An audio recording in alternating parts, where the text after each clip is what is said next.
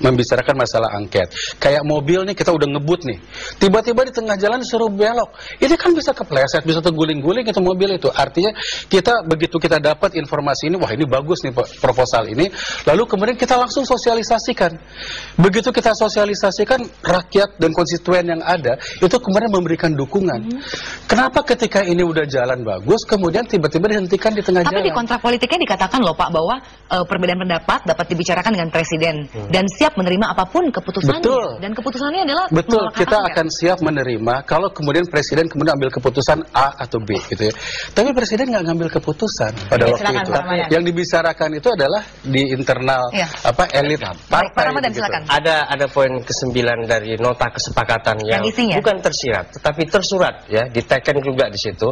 Nomor 9. Tanpa harus kehilangan daya kritis dan fungsi pengawasan, fraksi-fraksi koalisi di DPR wajib mendukung kebijakan-kebijakan yang telah ditetapkan oleh pemerintah.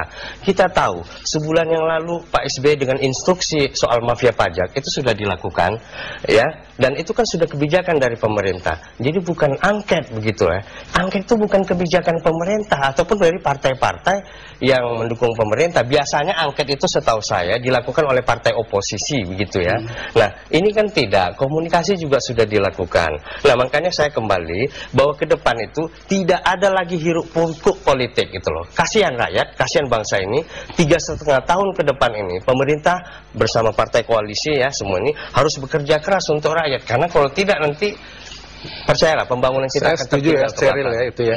Tapi tolong diingat bahwa koalisi ini tidak koalisi ini bukan dengan Partai Demokrat.